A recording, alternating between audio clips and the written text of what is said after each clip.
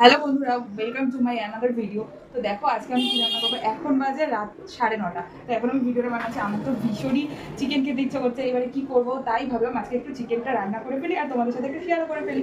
তো দেখো আজকে অল্পই চিকেন আছে, এবারে চিকেনটা আমি কীভাবে রান্না করবো তোমাদের সাথে শেয়ার করবো। দেখো প্রথমে তো আমি মাংসে একটু নুন, হলুদ আর পরিমাণ মতো তেল দিলাম। ম্যারিনেট করে রাখছি।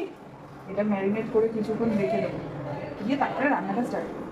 চিকেনটা ম্যারিনেট করে নিয়েছি। আর এখানে কেটে নিয়েছি আলু। আলু বেশি দেবো না, অল্পই কেটেছি। আর এখানে নিয়েছি তোমার পেঁয়াজ, একটা তেজপাতা নিয়েছি, আর ক্যাপসিকাম। ক্যাপসিকাম খেতে যেহেতু আমার ভালো লাগে চিকেনে, তাই আমি ক্যাপসিকাম দিয়েছি। আর এখানে সব কিছু পেস্ট করা আছে, আদা, রসুন আর টমেটো। তো তিনটে আমি পেস্ট করে নিয়েছি। এবার দেখো রান্নাটা স্টার্ট করছি।